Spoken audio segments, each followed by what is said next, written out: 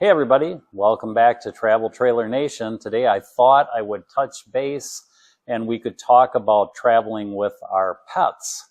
In particular, packing for our pets. We seem to usually be a little over concerned with making sure we get everything we need to make sure that our journey is a comfortable one, but what about our pets? So let's talk about the essentials that you probably need when you're traveling with your camping buddy, whether it's a dog, a cat, or some other pet that you happen to take along with you. So first of all, you're probably going to need a dog bed, and I will be referring to dogs in mind because that's the experience I've had is traveling with dogs. So you'll probably want a dog bed or a crate, whether it's a dog or a cat. Indoor dog food, so the dog's dinner and breakfast, lunch if you're feeding 3 meals a day, Eva's getting fed twice a day, and then any indoor dishes that you need. Probably along with that, you're going to want to have some treats, and if you have a chewer, like Eva is, you probably want to take some chews along. Perhaps for outside, you'll want some sort of a bed for them to sleep in while you're outside, or in our case, we use a coolaroo, which she loves. And then also remember that just in case your pet gets loose, you'll want to make sure they have a collar on with all the identifying tags and also any like rabies certificate on there as well. You'll want to always travel with your current vet records so that if the need arises, you can present them either to the campground or to a vet in the area if you need to get some assistance. And then any medications that your animal may need, you should make sure that you take those along. And I would probably add a tick remover to the list because in many of the campgrounds, you're going to run into ticks and you'll want to have a safe way to remove them. We also travel with a probiotic called Vetraquinol Propectolin. It's for an upset stomach. Hannah, our white shepherd, would get very excited when we go camping, and that tended to upset her stomach, so we would always take that along, and it worked wonders. So just something to keep in mind. It's not bad to have it on hand anyway, just in case. It has a very long shelf life, and it doesn't need to be refrigerated. You'll also want to take a travel bag with you that's going to stay in the tow vehicle, and that should include a lot of the things we just talked about, so that in the event you have a roadside mishap, and you can't get into the trailer, that you still have enough of your pet's requirements with you to take care of them for your trip home. Then you'll probably want to have pet toys for inside and perhaps outside of the trailer. And then you'll also want to have tie-outs for the campground, and those tie-outs should be reasonable in length. Usually campgrounds will say no longer than 6 feet.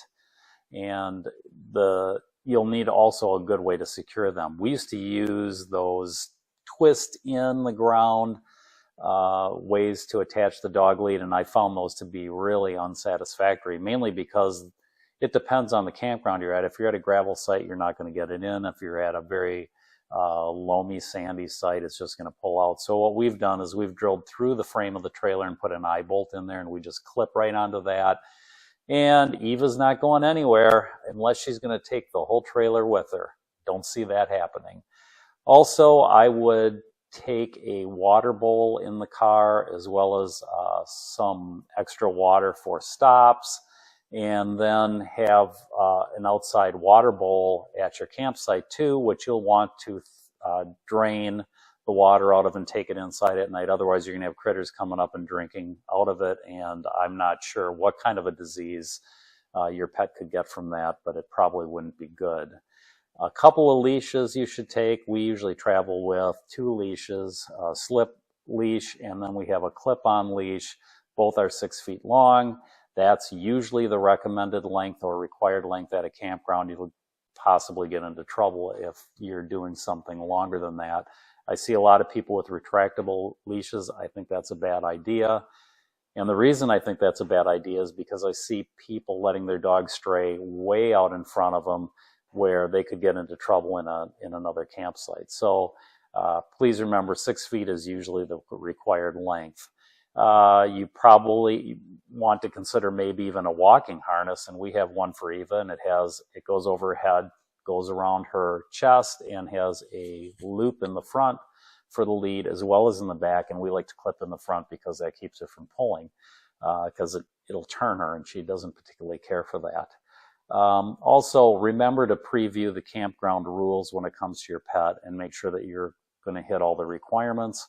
And I would also say, make sure that when you are booking your site, you look at the rules and make sure that you don't have a dog breed that fits into some group they've decided is just dangerous to have and they'll turn you away.